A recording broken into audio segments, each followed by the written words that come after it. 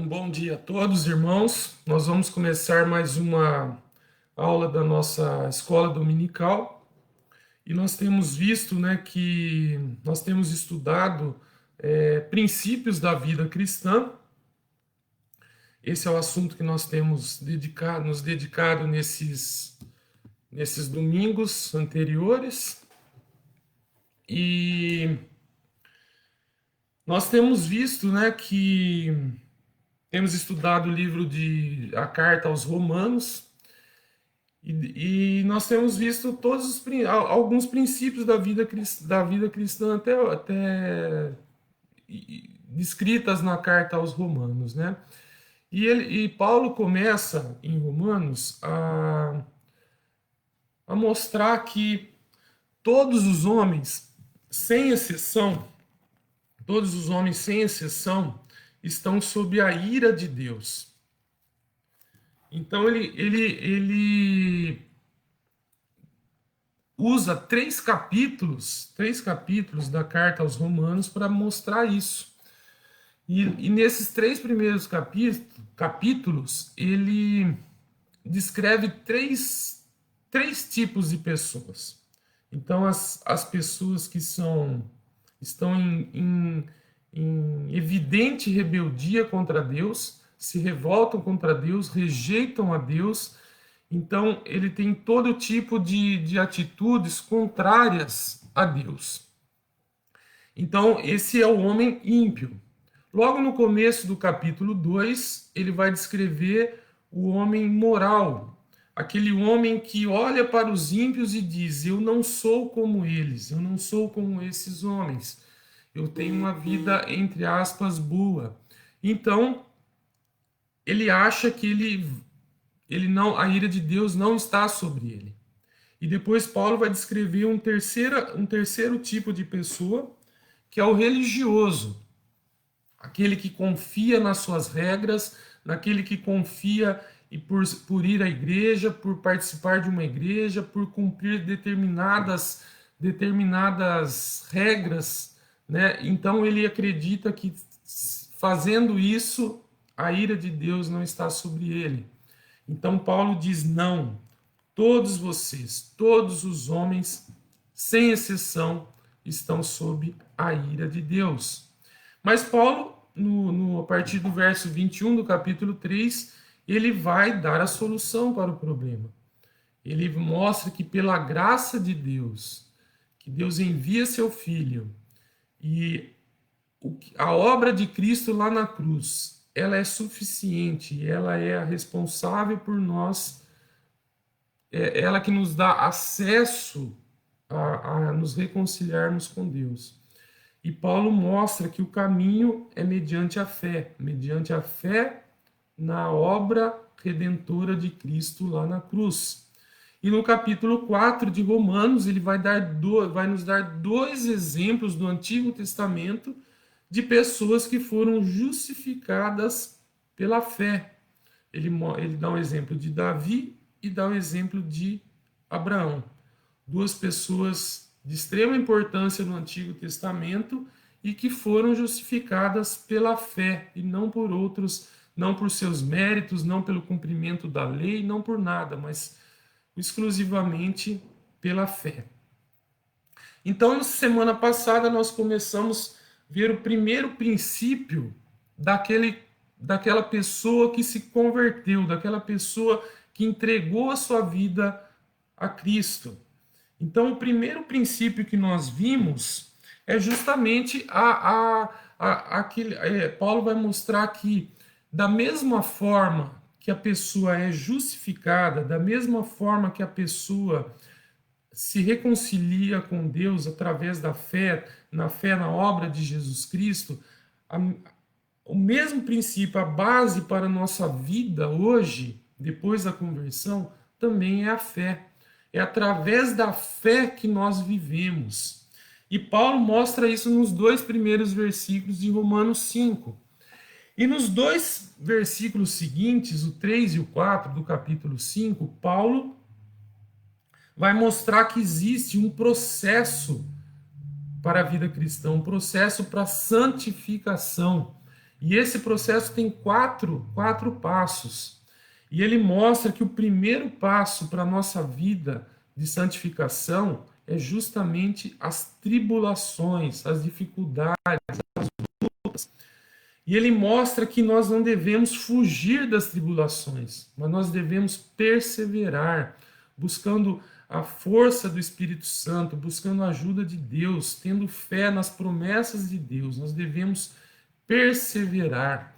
E o resultado daquela pessoa que persevera é o caráter aprovado.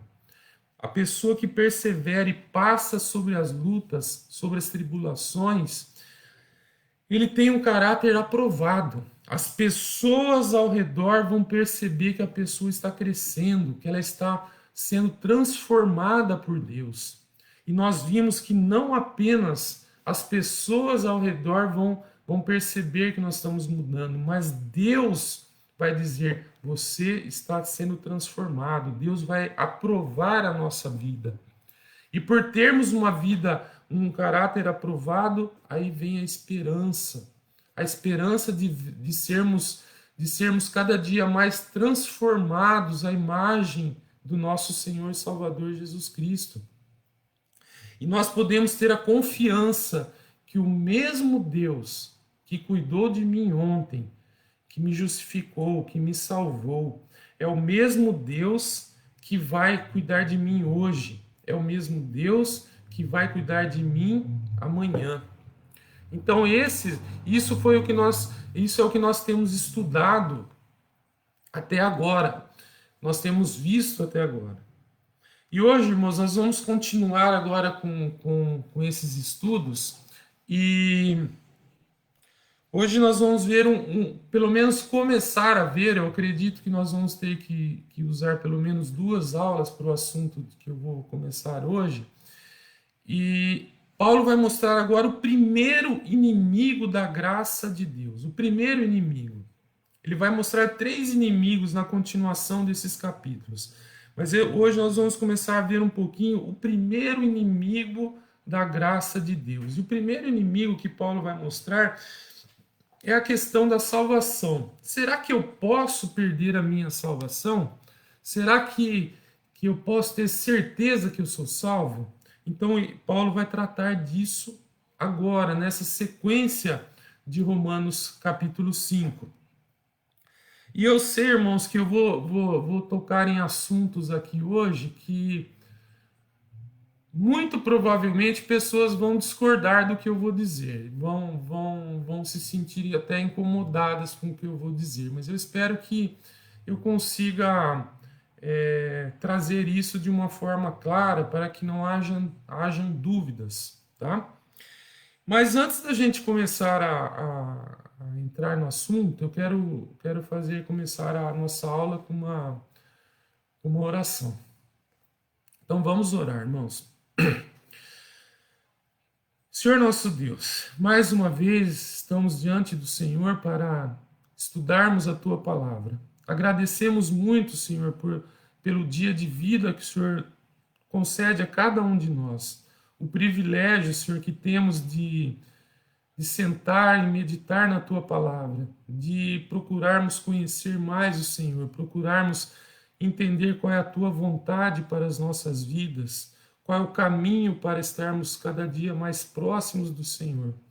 E eu te peço, Senhor, que o Teu Santo Espírito esteja agindo na minha vida e na vida de cada um, Senhor, que está ouvindo agora esses estudos. Senhor, eu te peço que o Senhor me dê humildade, me dê sabedoria, tira de mim qualquer atitude de arrogância, de palavras agressivas, Senhor, ou que distratam alguma pessoa, algum conceito, mas ajuda-me, Senhor, a ser fiel à Tua palavra e que tanto eu como cada um de nós possa ser edificado, Senhor. Eu te agradeço tudo que o Senhor tem feito por nós, pelo privilégio que o Senhor nos dá. Abençoa, Senhor, eu te peço o dia de hoje em todas as nossas atividades. Obrigado, Senhor, por tudo. Em nome de Jesus Cristo. Amém. Então, irmãos, nós vamos começar agora a continuação de Romanos 5. Nós vamos ler hoje o trecho de Romanos 5, versos 6 a 11. Nós vamos começar esse estudo. E eu peço que os irmãos mantenham suas Bíblias em mãos aí, porque hoje nós vamos ter que ver vários textos, não só esse em Romanos 5, serão vários textos. Então eu peço que os irmãos mantenham suas Bíblias abertas para nós estudarmos alguns trechos hoje. Mas antes da gente começar a ler, antes de nós lermos esse trecho em Romanos, eu quero apresentar uma situação. Imagina uma criança que, enquanto ela é bem comportada, ela se sente amada por seu pai, aceita por sua mãe. Mas no momento que ela erra, que ela desobedece, que ela faz alguma coisa que desagrada seus pais, o pai ou a mãe começa a ameaçá-lo, que vai colocá-lo para fora de casa, vai colocá-lo na rua, que ele não será mais seu filho. Imagine os resultados de uma criação assim, na vida de uma criança, vivendo no meio dessa insegurança. Quais seriam as sequelas na vida dessa criança? Medo, né? Provavelmente ela vai ser uma criança com medo. É impossível criar um relacionamento de amor nesse ambiente, né? É impossível você crescer num relacionamento nesse ambiente, nessa situação. Irmãos, e tem muitas igrejas e muitas pessoas que dizem que o crente pode perder a sua salvação. Se você não se comportar, se você viver de uma forma que não agrada a Deus, você pode perder a sua salvação. Por outro lado, existe uma teologia que diz que você não pode perder a sua salvação. Mas você não pode ter certeza de que é salvo se você não perseverar até o fim. Então, se essa pessoa não perseverar, essa teologia vai dizer que essa pessoa nunca foi salva. E essa pessoa acaba numa situação pior do que aqueles que dizem que pode perder a salvação. Por quê? Porque as pessoas que entendem que podem perder a salvação, elas vão dizer, tudo bem, eu perco minha salvação hoje, mas amanhã eu posso recuperar a minha salvação. Então, nessa perspectiva que vive questionando a salvação das pessoas, ele mesmo não pode ter certeza de que ele é salvo. E existem muitas pessoas questionando a própria salvação e também questionando a salvação de outras pessoas. Por quê? Porque eles não percebem ou não perceberam as marcas que eles acham que todo crente deve ter. Irmãos, eu confesso, eu já julguei muitas pessoas, diversas vezes, pessoas. Olha, eu acho que aquela pessoa não é salva, porque ela faz isso, isso e isso. Ela não tem isso e isso na vida dela. Então, é muito melhor pensar que eu perdi a minha salvação hoje, mas que eu posso recuperar a minha salvação de volta, do que viver todos os dias pensando que há um grupo de pessoas especiais que não podem perder a sua salvação. Mas eu mesmo não tenho certeza da minha salvação. Irmãos, há pouco tempo eu ouvi uma história que eu confesso, eu espero que seja assim, uma pessoa que contou, que ouviu isso, tenha se equivocado ou tenha entendido mal. Mas eu ouvi essa história de um grande teólogo. Ele escreveu diversos livros defendendo a fé. E no leito de morte, momentos antes dele morrer, assim, no mesmo dia ele morreu, né? nos seus últimos minutos de vida. Ele falou mais ou menos assim: eu dou graças a Deus pela graça do Senhor. Porque hoje, finalmente eu tenho a certeza da minha salvação, porque eu estou morrendo na fé. Irmãos, se a história aconteceu dessa forma mesmo, eu entendo que é uma situação assim extremamente triste. É horrível você viver a vida inteira numa tamanha insegurança. Então, o que eu quero afirmar aqui é que nenhum desses dois grupos está certo. Não é dessa forma que Deus quer que nós vivamos. O que nós vamos estudar nesse trecho de Romanos, a partir de Romanos 5, é o segundo assunto que Paulo queria ensinar. É a segurança eterna dos salvos. Isso é diferente da doutrina da perseverança dos santos. Que ela diz que se você for crente de verdade, você vai perseverar até o fim. E você tem que perseverar até o fim para você ser salvo. A segurança do salvo é como nós podemos ver na história do filho pródigo. O filho pródigo, mesmo que ele estava lá no chiqueiro, no meio dos porcos, ele tenha gastado todo o dinheiro do seu pai, com prostitutas, com festas, com farra. Mesmo assim, ele sabia que ele era filho e que ele poderia voltar para a casa do seu pai. Por isso, por saber que ele era filho, ele teve coragem de se levantar daquela situação, sair daquela situação e voltar para a casa do seu pai. Quando nós olhamos para esse trecho de Romanos 5, 6 a 11, nós podemos ver duas divisões nesse texto. Duas divisões. Nos 3 primeiros versículos, nós vamos ver a nossa condição quando Deus nos salvou. E nos 3 versículos seguintes, Paulo vai mostrar o que é que está segurando a nossa salvação agora. E eu quero que os irmãos prestem atenção em 3 palavras que Paulo vai usar aqui para descrever a nossa situação antes da nossa salvação. Presta atenção nessas 3 palavras. Então eu vou começar a ler agora a partir do verso 6. De fato, no devido tempo, quando ainda éramos fracos, Cristo morreu pelos ímpios. Dificilmente haverá alguém que morra por um justo. Embora pelo homem bom, talvez alguém tenha coragem de morrer. Mas Deus demonstra seu amor por nós. Cristo morreu em nosso favor, quando ainda éramos pecadores. Os irmãos conseguiram identificar as 3 palavras? Fracos, ímpios e pecadores.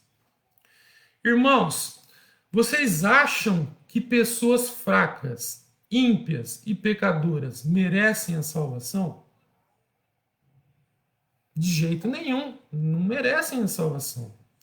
Mas foi exatamente esse tipo de pessoa que Deus salvou. Paulo está descrevendo a condição dos romanos antes deles serem salvos. E Paulo vai dizer: vocês foram pessoas fracas, foram pessoas ímpias e pecadoras, mas Deus demonstra seu amor para conosco, quando nos salvou mesmo sem merecermos a salvação. Irmãos, vocês não mereceram, e eu também não merecia a minha salvação. Somos salvos porque Deus, na sua grande misericórdia e no seu grande amor, nos salvou por meio de Jesus Cristo. Agora que ele demonstrou que nós não merecíamos a nossa salvação, quando nós fomos salvos, quando nossa vida espiritual começou, agora vamos continuar com o texto, versículo 9. como agora fomos justificados por seu sangue, muito mais ainda, por meio dele, seremos salvos da ira de Deus. Ele declara aqui no início do versículo 9: como agora fomos justificados por seu sangue.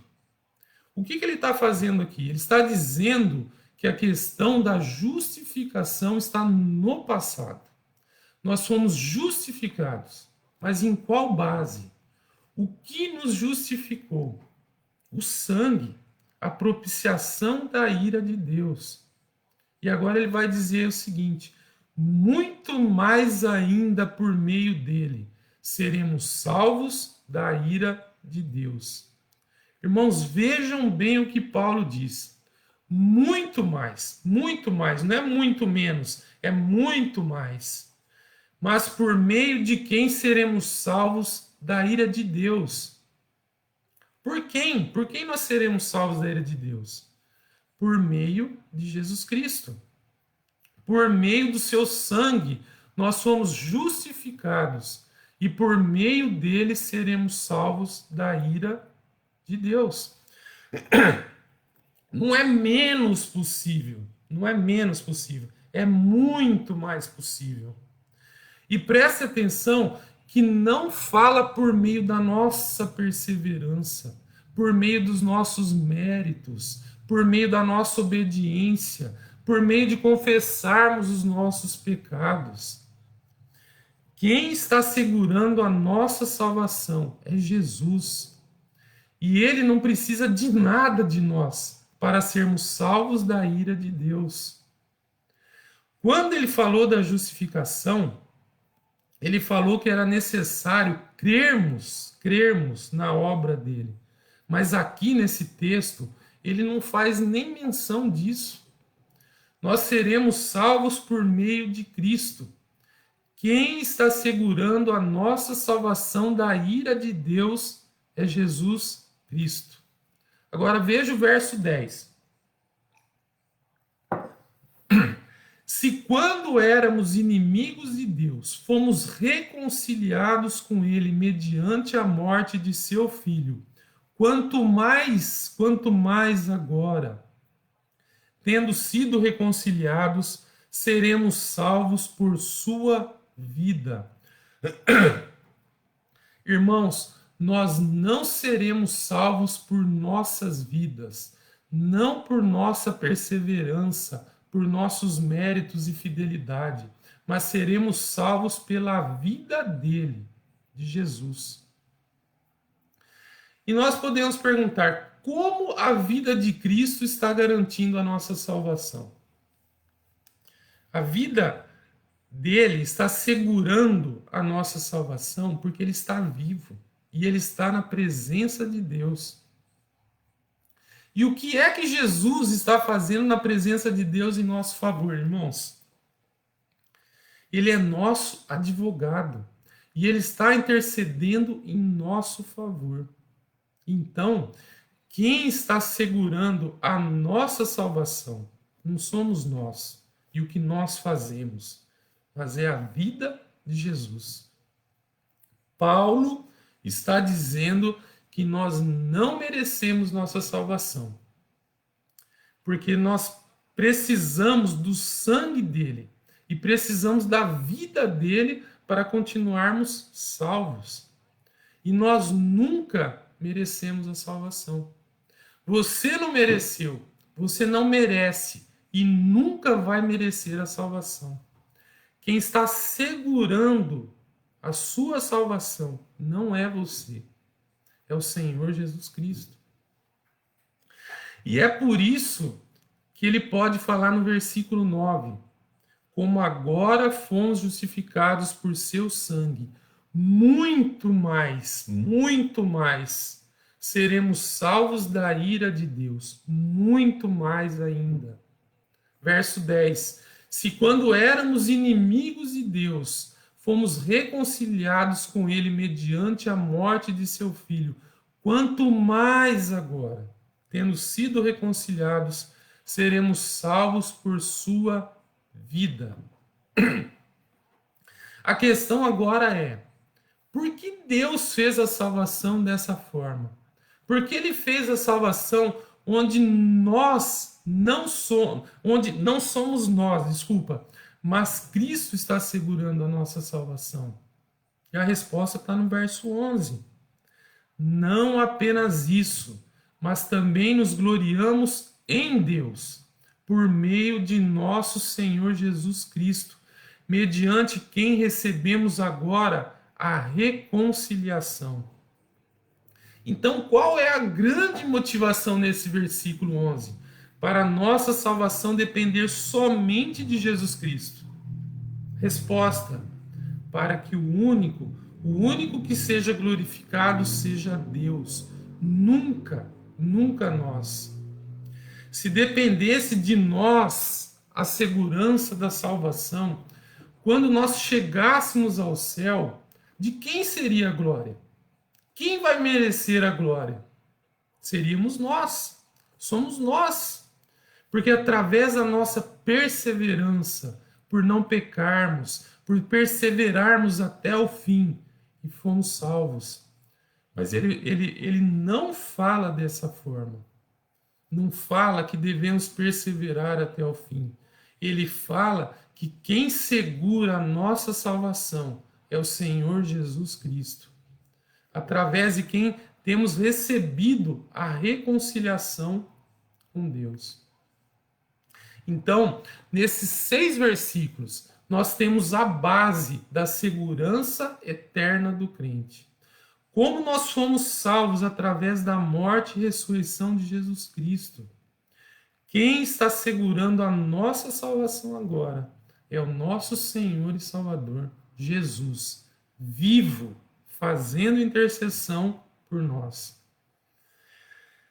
E Deus fez a salvação para que dependêssemos totalmente de Jesus, para que o único que recebesse a glória fosse Ele, para que quando chegássemos ao céu, ninguém pode dizer: olha só, gente, cheguei, foi difícil, foi uma luta, mas eu cheguei. Não. Quando nós chegarmos ao céu, nós vamos confessar que foi meramente pela graça do Senhor que nós fomos salvos. Foi por isso que nós fomos salvos. Irmãos, vamos voltar para a história do filho. Imagine um pai dizendo para o seu filho de 6, 7, 8 anos: filho, agora você entende muitas coisas. Agora você sabe o que o papai ou a mamãe quer e não quer. Então, a partir de hoje, se você quiser continuar como meu filho, você vai ter que me obedecer a tudo que eu mandar. Porque se você desobedecer, eu vou te colocar na rua. Você não será mais meu filho. Irmãos, o que isso faria no coração da criança? É cruel. Isso é cruel. Imagine também uma outra situação. Um homem, no dia do seu casamento, depois da festa, depois de passar aquele momento íntimo com a sua esposa, o marido vira para ela e diz que ele está muito feliz com esse momento, que por ela ter se tornado sua esposa. Mas ele vira para ela e diz que a partir daquele momento ela tem que obedecer a tudo que ele mandar, pois se não obedecer, ele vai se divorciar dela e vai colocá-la na rua. Dá para imaginar o que isso faria com a mulher? Irmãos, se nós não faríamos isso com os nossos filhos, não faríamos isso com a nossa esposa, como alguém pode pensar que Deus faria isso com um filho seu? Não podemos pensar que Jesus faria isso com a sua noiva. Nós não merecemos nossa salvação e nunca vamos merecer. Quem está segurando a nossa salvação é o Senhor Jesus Cristo, a sua morte e a sua vida. Esse é o princípio da segurança eterna dos salvos, nesse trecho que nós acabamos de ler. Mas agora existe uma teologia que afirma que o crente nunca pode abandonar a sua fé. Então nós vamos pensar um pouquinho sobre isso. Eu peço que os irmãos abram suas Bíblias em 2 Coríntios, capítulo 11. E nós vamos ler os primeiros 3 versículos. 2 Coríntios, capítulo 11, os versos 1 a 3 nós vamos ler.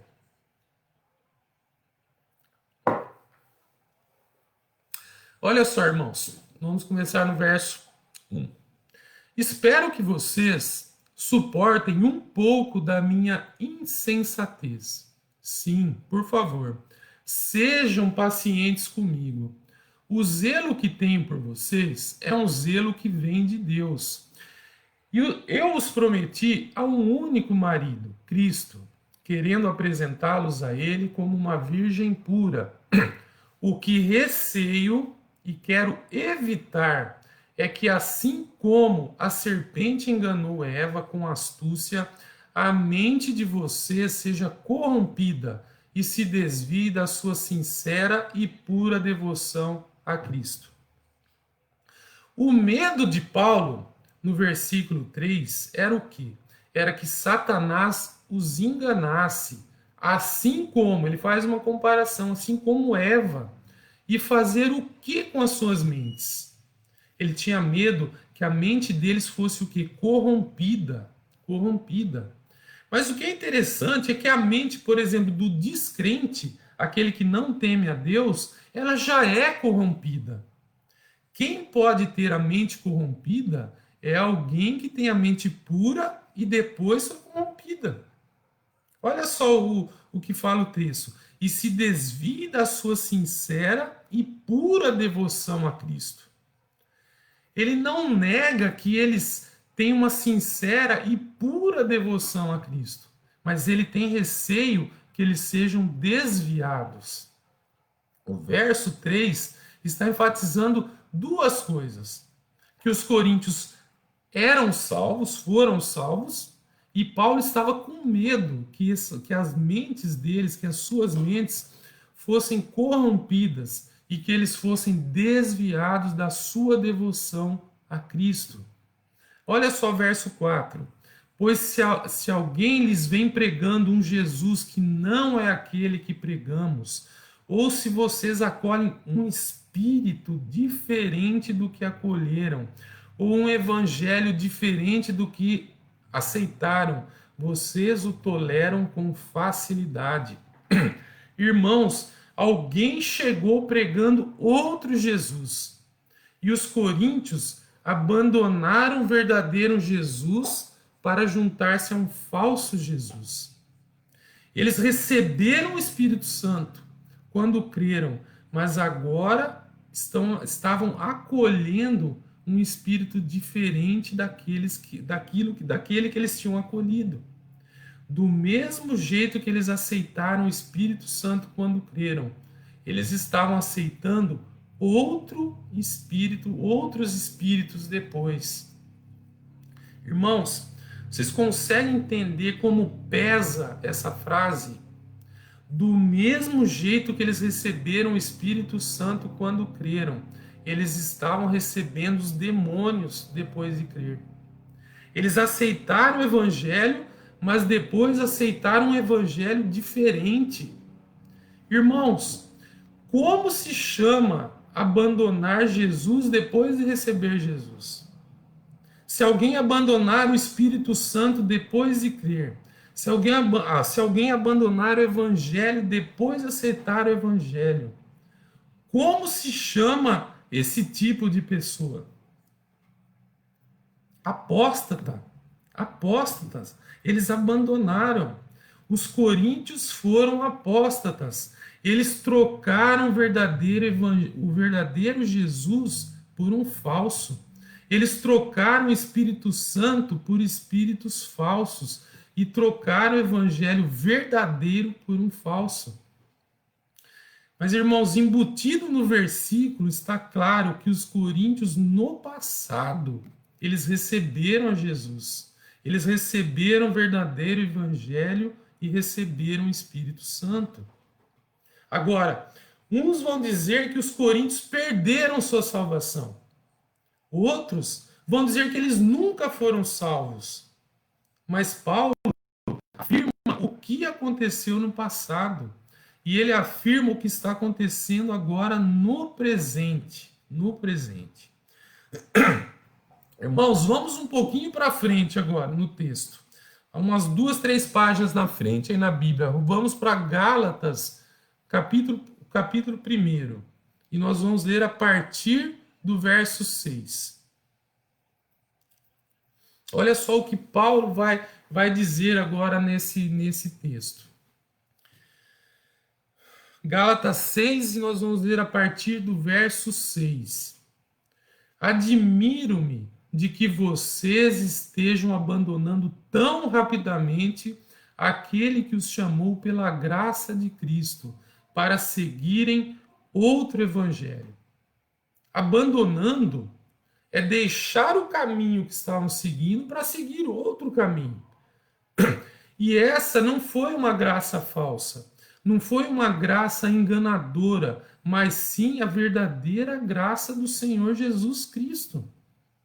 Olha só, continuando o texto, para seguirem outro evangelho, que na realidade não é o evangelho. O que ocorre é que algumas pessoas os estão perturbando, querendo perverter o evangelho de Cristo. E preste atenção, verso 8. Mas ainda que nós, ou um anjo dos céus, pregue um evangelho diferente daquele que lhes pregamos, que seja amaldiçoado, que seja anátema. Alguns pensam que Paulo estava condenando essas pessoas ao inferno, mas não. Anátema significa separado ou expulso da comunhão da igreja. Porque Paulo sabia que a pessoa, uma vez salva, para sempre salva. Verso 9. Como já dissemos, agora repito, se alguém lhes anuncia um evangelho diferente daquele que já receberam, que seja amaldiçoado, anátema. Paulo afirma que era possível para um crente abandonar o evangelho verdadeiro e seguir um evangelho falso. Irmãos, vamos um pouquinho para frente agora. Gálatas capítulo 5, a partir do verso 1.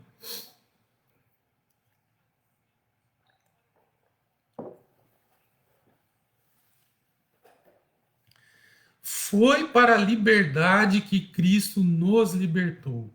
Portanto, permaneçam firmes e não se deixem submeter novamente a um jugo de escravidão. Qual jugo de escravidão? Dizer que o crente tem que guardar a lei de Moisés. Pessoas e religiões, igrejas, estão dizendo que temos que seguir a lei moral do Antigo Testamento. Estão nessa categoria. Verso 2. Ouçam bem o que eu, Paulo, lhes digo. Caso se deixem circuncidar, Cristo de nada lhes servirá. De novo declaro a todo homem que se deixa circuncidar, que está obrigado a cumprir toda a lei. Vocês que procuram ser justificados pela lei, separaram-se de Cristo, caíram da graça. Agora só uma pergunta: se a graça é irresistível, como é que alguém pode cair da graça irresistível? Eu não consigo entender. Mas Paulo afirmou: essas pessoas que aceitaram a lei de Moisés, as pessoas que foram circuncidadas, elas caíram da graça e perderam os benefícios que eles têm em Jesus Cristo. Mas isso não significa que elas perderam sua salvação. Não perderam sua salvação, mas perderam a sua comunhão e os benefícios da graça de Cristo em suas vidas. É isso que Paulo está afirmando. Irmãos, vamos agora mais um texto um pouquinho para frente. Colossenses capítulo 1. E nós vamos ler a partir do verso 21.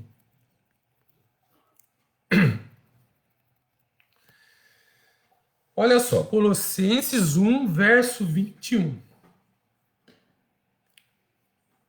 Antes, vocês estavam separados de Deus, e na mente de vocês eram inimigos por causa do mau procedimento de vocês. Mas agora, ele os reconciliou pelo seu corpo físico de Cristo, mediante a morte, para apresentá-los diante dele santos, inculpáveis e livres de qualquer acusação, desde que continuem alicerçados e firmes na fé, sem se afastarem da esperança do Evangelho, que vocês ouviram e que tem sido proclamado a todos os que estão debaixo do céu. Esse é o Evangelho da qual eu, Paulo, me tornei ministro. Ele falou que o propósito do ministério era apresentar os colossenses diante de Cristo sem nenhuma acusação. Mas o que era necessário? Desde que continuem alicerçados e firmes na fé. Verso 23. Mas alguém pode dizer, mas Paulo tinha toda a expectativa de que essa pessoa não iria se afastar de Jesus Cristo. Mas será que é isso mesmo que ele disse? Agora vamos lá para o capítulo 2 e vamos ler a partir do verso 4. Olha só, eu lhes digo isso para que ninguém os engane com argumentos que só parecem convincentes. Porque, embora fisicamente longe de vocês, em espírito estou presente. E me alegro em ver como estão vivendo em ordem e como está firme a fé que vocês têm em Cristo. Verso 6. Portanto, assim como vocês receberam Cristo Jesus, o Senhor, continuem a viver nele, enraizados e edificados nele, firmes na fé, como foram ensinados, transbordando de gratidão. Paulo sabia que essas pessoas poderiam ser enganadas. Nesse capítulo 2, nós encontramos dois tipos de falsos mestres: os neoplatonistas e os judeus. E olha só como ele escreveu no fim desse capítulo, verso 16. Portanto, não permitam que ninguém os julgue pelo que vocês comem ou bebem, ou com relação a alguma festividade religiosa, ou a celebração das luas novas, ou dos dias de sábado. Estas coisas são sombras do que haveria de vir. A realidade, porém, encontra-se em Cristo.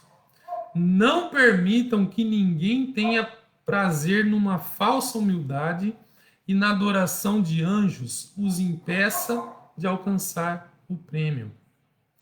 Paulo está afirmando que pessoas podem ser enganadas, mas ele afirma a sua salvação, afirma que eles foram reconciliados, afirma que vão estar no tribunal de Cristo, mas o seu julgamento vai depender da sua fidelidade com Jesus Cristo.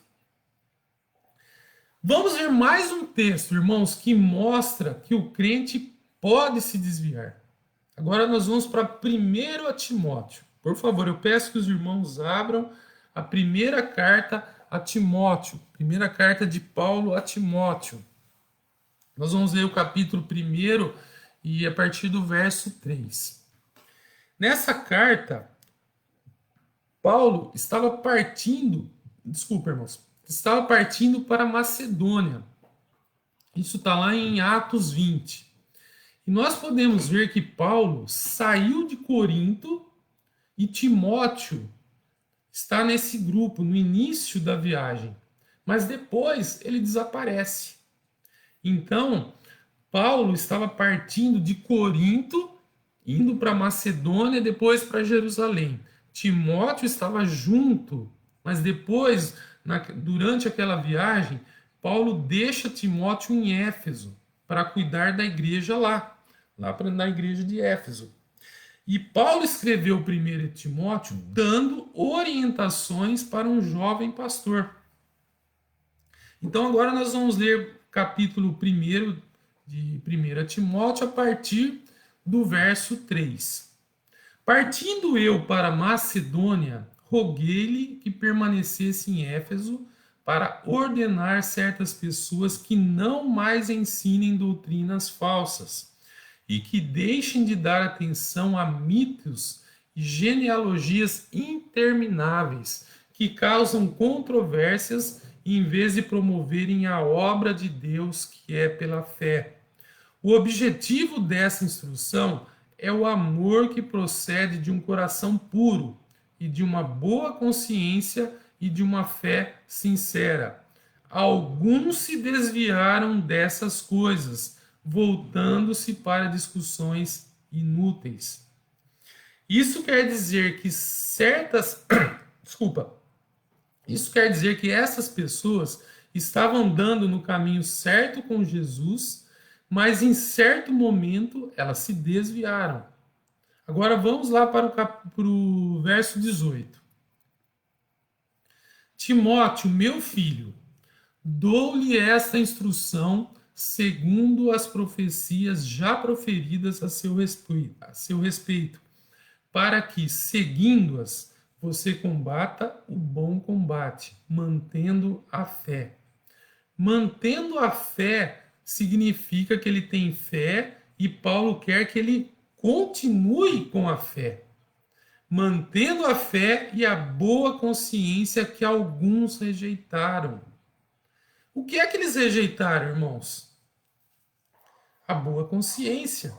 E o que foi que aconteceu? Olha a continuação do versículo. E por isso naufragaram na fé. Naufragaram na fé. A ideia de naufragar, irmãos, entre os gregos, era de desastre e perda total. Paulo está dando orientação para Timóteo não repetir o erro que os outros cometeram. E quem foi que cometeu esse erro? Verso 20. Entre eles estão Himeneu e Alexandre, os quais entreguei a Satanás para que aprendam a não blasfemar. Então quer dizer que essas pessoas não foram salvas? Alexandre e Himeneu? Foram salvas sim. Lá em 1 Coríntios 5, Paulo fala que nós deveríamos castigar os que pertencem à casa da fé e entregar essas pessoas a Satanás. O fato que Paulo entregou essas duas pessoas a Satanás para aprenderem a não blasfemar é prova de que elas eram salvas, que eles eram crentes, que abandonaram a consciência e naufragaram na fé. E mais uma coisa, a forma como ele faz menção dessas duas pessoas. Timóteo sabe muito bem quem são essas duas pessoas. Paulo não tem que qualificar quem era Himeneu, não tinha que identificar quem era Himeneu, quem era Alexandre. Nós temos aqui uma dica muito forte de que ele está escrevendo essa carta para Timóteo e para a igreja de Éfeso. E houve um Alexandre na igreja de Éfeso que nós podemos encontrar lá em Atos 19. Lembram-se? Não sei se os irmãos vão lembrar daquela ocasião que houve um motim contra Paulo, que foi promovido pelas pessoas que fabricavam ídolos, né? E eles não estavam encontrando Paulo. Então o que fizeram? Trouxeram Alexandre. E do jeito que ele foi apresentado na história, o Alexandre, Lucas está pressupondo que os seus leitores sabiam exatamente quem era esse Alexandre. Ele era um Alexandre muito bem conhecido. E eu entendo que esse mesmo Alexandre lá de Atos 19 é o mesmo Alexandre aqui. Esse Alexandre era um líder da igreja. É um líder da igreja que foi citado nesse texto. E esse líder Alexandre, líder da igreja, é o Alexandre que abandonou a fé. Irmãos, agora vamos para o capítulo 4 de 1 Timóteo. Mais um pouquinho para frente. O Espírito diz claramente que nos últimos tempos alguns abandonarão a fé e seguirão espíritos enganadores e doutrinas de demônios. Tais ensinamentos vêm de homens hipócritas e mentirosos que têm a consciência cauterizada e proíbem o casamento e o consumo de alimentos que Deus criou para serem recebidos com ação de graças pelos que creem e conhecem a verdade. Irmãos, ele está dizendo que quando há crentes dizendo que é melhor não se casar, sabe por quê? E agora, sabe por que eles estavam dizendo que era melhor não se casar? Na igreja, na história da igreja, em especial ali nos séculos 3, 4 e 5, depois em diante, que foi crescendo essa ideia, por que eles estavam proibindo o casamento? Irmãos, o que é que está implícito em todo casamento? O sexo. E eles achavam que o sexo era algo sujo. Então eles proibiam o casamento. E eles proibiam também o consumo de alimentos. Irmãos, pensem em igrejas que proíbem o consumo, por exemplo, de carne. E a história da igreja, tem um grande pai na história da igreja que entendia que o sexo era algo ruim. Agostinho de Hipona. Ele foi um dos que proibiu o consumo de carne e o sexo para os monges. O que aconteceu aqui? Ele abandonou a fé, ele seguiu espíritos enganadores. Mas então será que o que você está falando, Roberto, é que Agostinho não foi salvo? Com toda certeza absoluta ele foi salvo. Ele defendeu a fé, ele defendeu o sacrifício de Cristo por nossos pecados, ele defendeu o evangelho e com toda certeza absoluta ele foi salvo. Mas ele caiu, ele aderiu ao ascetismo e ele se tornou uma dessas pessoas. Será que podemos dizer que Agostinho perdeu a sua salvação? Ou que ele nunca foi salvo? De jeito nenhum. Ele é considerado um dos grandes pais da igreja. Mas nós podemos ver o exemplo de uma pessoa literalmente líder da igreja que seguia doutrinas e espíritos enganadores, proibindo o casamento e proibindo o consumo de carne. Então, irmãos, nós temos muitos exemplos de apostasia no Novo Testamento. Como alguém pode dizer que o verdadeiro crente não pode abandonar a fé? Realmente é difícil entender isso. Mas então vamos para uma pergunta que é crucial. Se uma pessoa abandonar a fé, ela vai perder a sua salvação? Vamos lá para Evangelho de João, capítulo 10, um texto muito conhecido. E eu vou ter que acelerar um pouquinho, irmãos, que o tempo já está acabando. Eu queria terminar pelo menos um raciocínio aqui. Eu peço paciência dos irmãos um pouquinho. Então vamos lá para Evangelho de João, capítulo 10, a partir do verso 27. As minhas ovelhas ouvem a minha voz, eu as conheço e elas me seguem. Eu lhes dou a vida eterna e elas jamais perecerão. Ninguém as poderá arrancar da minha mão. Meu Pai, que as deu para mim, é maior do que todos.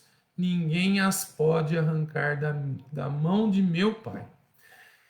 Esse texto é bem claro, mas alguém pode dizer o seguinte, que isso também implica que essa pessoa não pode cair em heresias, não pode cair em doutrinas falsas, não cair em pecado, não perder a sua fé. E também que ela vai produzir frutos, que a verdadeira marca de um crente, de que a pessoa é salva, é que essa pessoa vai produzir frutos, mesmo que seja o mínimo. Então, se a pessoa não tem um mínimo de obras, nós devemos questionar a salvação dessa pessoa e provavelmente essa pessoa nunca foi salva. Irmãos, vamos para um último texto para nós acabarmos, fecharmos esse primeiro trecho desse assunto, terminar esse raciocínio. Vamos voltar lá para 1 Coríntios e nós vamos para o capítulo 3. Nós vamos ler a partir do verso 5.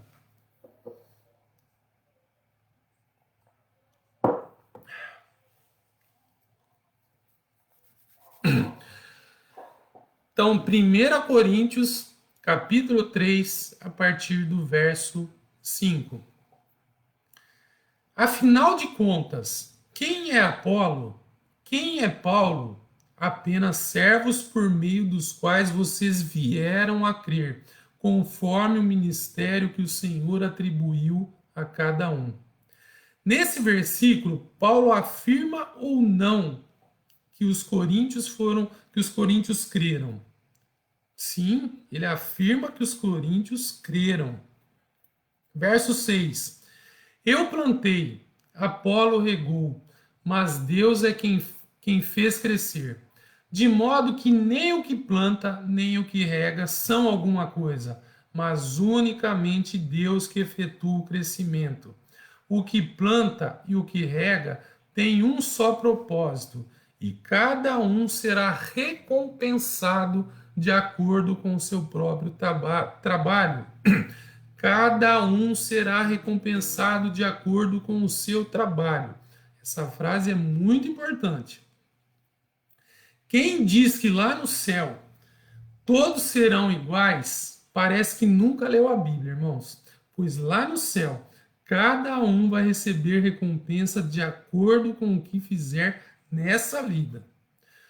Continuando, pois nós somos cooperadores de Deus, vocês são lavoura de Deus e edifício de Deus. E a palavra edifício nos leva para o versículo 10. Olha só. Conforme a graça de Deus que me foi concedida, eu, como sábio construtor, lancei o alicerce e outro está construindo sobre ele. Contudo, veja cada um como constrói, porque ninguém pode colocar outro alicerce além do que já está posto, que é Jesus Cristo. Irmãos, o que seria esse alicerce em termos de vida cristã? A salvação em Cristo Jesus. Paulo está dizendo que colocou o alicerce do evangelho em suas vidas. Eu coloquei em vocês os benefícios da obra salvífica e não tem outro alicerce. Verso 12. Se alguém constrói sobre esse alicerce usando ouro, prata, pedras preciosas, madeira, feno ou palha, que provará a qualidade da obra de cada um. Desculpa, eu pulei aqui. Madeira, feno ou palha, sua obra será mostrada, porque o dia a trará a luz, pois será revelada pelo fogo, que provará a qualidade da obra de cada um. Se o que alguém construiu permanecer, esse receberá recompensa. Irmãos, uma pergunta. O fogo aqui é a santidade de Deus. E o que é que passa pelo fogo? O que é que passa, o que vai passar pelo fogo aqui? Não são as almas. O que é que passa pelo fogo? São as obras de cada pessoa. Irmãos, agora, o que é que acontece com o ouro, a prata, quando eles passam pelo fogo? eles são purificados.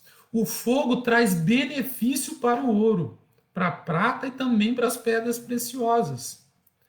Mas olha só o verso 14. O verso 14 dá a ideia de que nem tudo permaneceu. E essa casa tem paredes que são uma mistura de palha, madeira, feno e também ouro e prata. E o que foi feito de palha e de madeira vai queimar, vai queimar. Então, as obras dessa pessoa são mistas, são mistas. Aquela vez que eu dei uma aula de má vontade ou destratando os alunos, o que é isso? É palha, ela vai queimar, ela vai queimar. Agora, quando eu preguei o evangelho, confiando no poder do Espírito Santo, não em mim, pregando fielmente a palavra de Deus com amor, o Espírito Santo me ajudou. Isso é ouro. Ele vai permanecer. Agora nós chegamos no verso 15. Olha só. Se o que alguém construiu se queimar, aí a ideia aqui não é uma parte, é tudo que ele construiu. O que vai acontecer? Esse sofrerá prejuízo. Paulo está dizendo que vai ter crente no tribunal de Cristo, que a santidade de Deus vai testar a qualidade da obra dele, e não haverá nenhum pingo de ouro, nenhuma joinha vai sobrar. Essa pessoa não tem nenhuma obra que é fruto da sua salvação. Agora, o que alguns vão dizer sobre quem não fez nenhuma boa obra? Que vai perder sua salvação. E alguns vão dizer que essa pessoa nunca foi salva, pois a verdadeira fé sempre produz boas obras. Se essa pessoa não tem obras, essa pessoa nunca foi salva.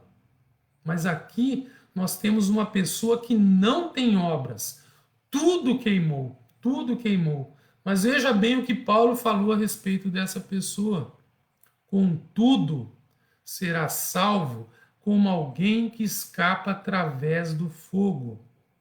Irmãos, ele sofrerá prejuízo, mas com certeza será salva.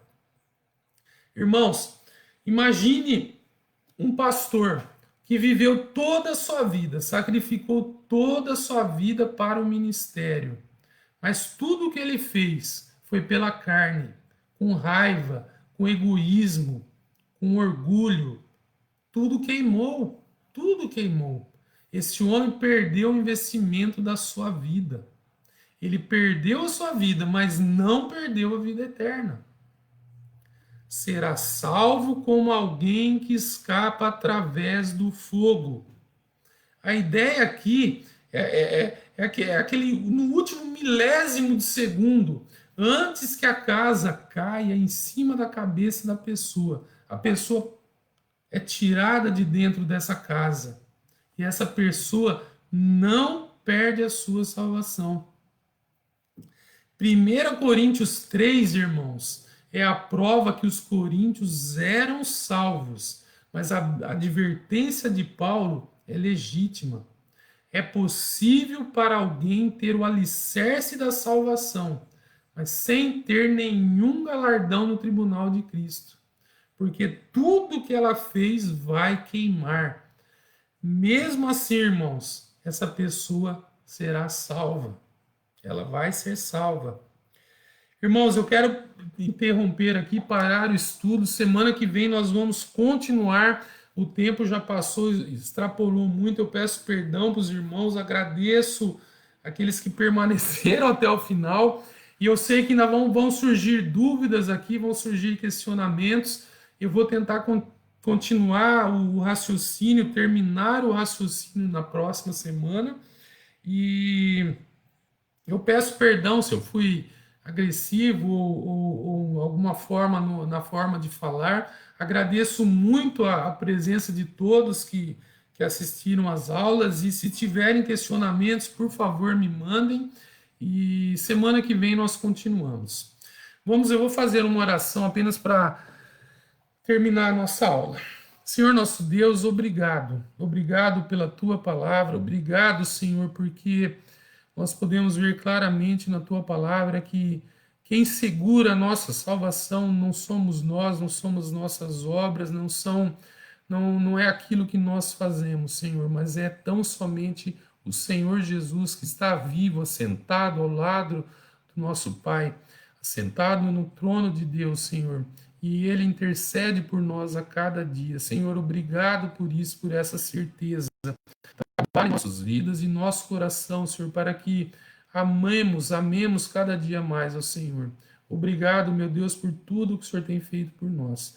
Cuida de nós esse dia, abençoa o culto que teremos a seguir. Em nome de Jesus Cristo, Senhor. Amém. Irmãos, mais uma vez, obrigado por tudo. Que Deus dê um domingo abençoado a cada um de vocês. Obrigado.